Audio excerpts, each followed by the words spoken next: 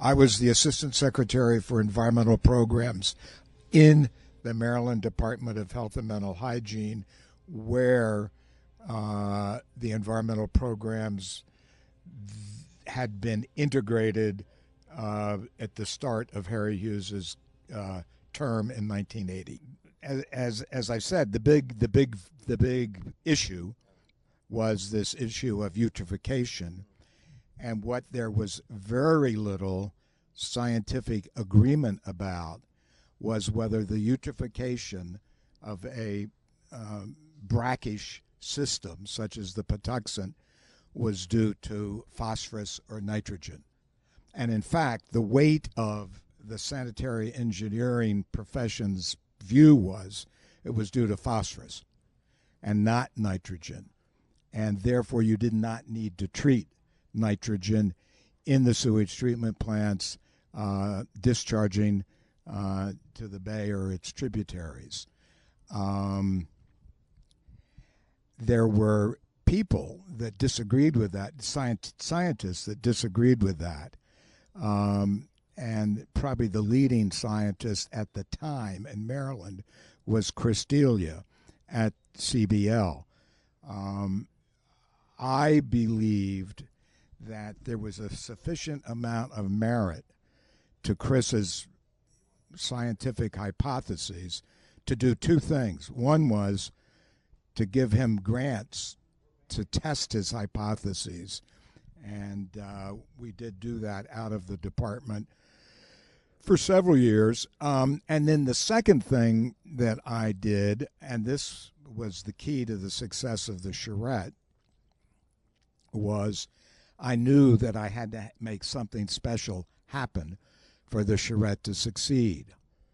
And so what I did, I met with Bob McGarry, who at the time was the general manager of WSSC, the Washington Suburban Sanitary Commission, a retired chief of the Army Corps of Engineers. We had lunch at a now no longer existing motel restaurant along BWI, Baltimore-Washington Expressway, and we talked about how were we going to make the charrette a success. And in my mind, it was clear there was only one way that that could happen, and that would be with a major commitment to remove nitrogen.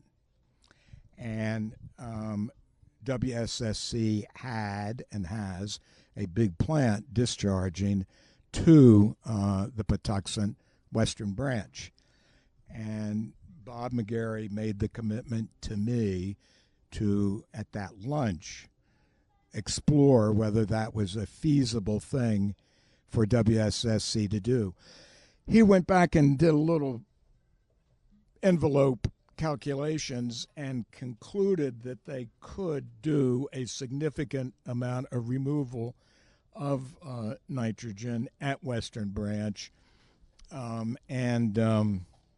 So when we held the charrette, we were able to come up with a plan which cut through the Gordian knot of whether or not it's phosphorus or nitrogen by saying we're now going to remove a significant amount of nitrogen from the Patuxent, and we'll find out the answer to that question. Now, turned out that nitrogen removal Bob had hoped was going to be done through land treatment, and for a variety of reasons that proved to be politically infeasible, not technically infeasible, and so they had to go to treatment, biological treatment, I forget which now, which proved to be a great deal more expensive to the ratepayers of WSSC than the land treatment would have been, and that was a bit of a shock, but it nonetheless was done. And that was the beginning of nitrogen removal in the whole Bay system. But it was also the springboard for then getting the sense that something was happening different, new, and important on the Patuxent. And then built around that were other commitments that had to do with living resource management, toxics, and there was actually a several-page sketch of a plan for the Patuxent that emerged. My recollection is very shortly after the Patuxent Charette happened. So that's essentially what got a focused course of action for the Patuxent. And in some ways it was a precursor to what happened on the larger Bay system. And it gave rise to the Patuxent River Commission.